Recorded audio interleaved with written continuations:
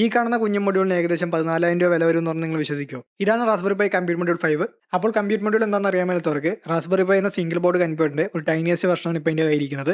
ഇതും ഒരു single board computer തന്നെയാണ്. ഈ ഒരു ചെറിയ ബോർഡിൽ CPU ഉണ്ട്, RAM ഉണ്ട്, അതുപോലെ സ്റ്റോറേജും ഉണ്ട്. അപ്പോൾ ഞാനിത് വാങ്ങിച്ചെന്തിനാണെന്ന് വെച്ച് കഴിഞ്ഞാൽ നിങ്ങൾ ഈ ഒരു പേജ് ഫോളോ ചെയ്യുന്നവരാണെന്ന് എനിക്കറിയാം. എൻ്റെ ഒരു പോക്കറ്റ് കമ്പ്യൂട്ടർ ഉണ്ട്, യു കൺസോൾ.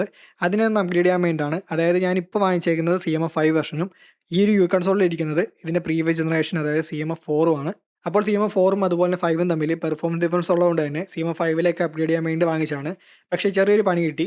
ഞാൻ വാങ്ങിച്ചത് 4GB RAM 16GB eMMC വെർഷനാണ്. അതായത് ഓൺ ബോർഡ് സ്റ്റോറേജ് വരുന്ന വെർഷനാണ്. ഈ ഒരു വർഷം വാങ്ങിച്ചാലുള്ള പ്രശ്നം എന്താണെന്ന് വെച്ച് കഴിഞ്ഞാൽ മൈക്രോ SD കാർഡ് സപ്പോർട്ട് ചെയ്തില്ല. അതുകൊണ്ട് തന്നെ യു കൺസോളിൽ ഇത് കണക്ട് ചെയ്ത് കഴിഞ്ഞാൽ ബൂട്ട് ആകത്തില്ല. കാരണം എന്താണെന്ന് വെച്ച് കഴിഞ്ഞാൽ യു കൺസോൾ ബൂട്ട് ആകുന്നത് മൈക്രോ SD കാർഡ് ഉപയോഗിച്ചിട്ടാണ്. ഓൺ ബോർഡ് സ്റ്റോറേജ് വരുന്ന കമ്പ്യൂട്ട് മൊഡ്യൂളിന് എപ്പോഴും ബൂട്ട് പ്രയോറിറ്റി എന്ന് പറയുന്നത് ഇന്ത്യൻ മെമ്മറിയാണ്. അതില്ലാത്ത വെർഷന് മാത്രമേ SD കാർഡിൽ നിന്ന് ബൂട്ട് എടുക്കത്തുള്ളൂ. ഈ ഒരു CMF5 ഉപയോഗിക്കണമെന്നുണ്ടെങ്കിൽ 2,000 രൂപ കൊടുത്ത് ഇതിന്റെ ഫ്ലാഷ് ബോർഡ് വാങ്ങിക്കണം. ഫ്ലാഷ് ബോർഡ് ഇല്ലാതെ കമ്പ്യൂട്ട് മൊഡ്യൂളിന്റെ ഇന്ത്യൻ മെമ്മറിയിലേക്ക് OSO അല്ലെങ്കിൽ ഏത് പ്രോഗ്രാം ആയാലും നമുക്ക് ഇൻസ്റ്റാൾ ചെയ്യാൻ പറ്റത്തില്ല.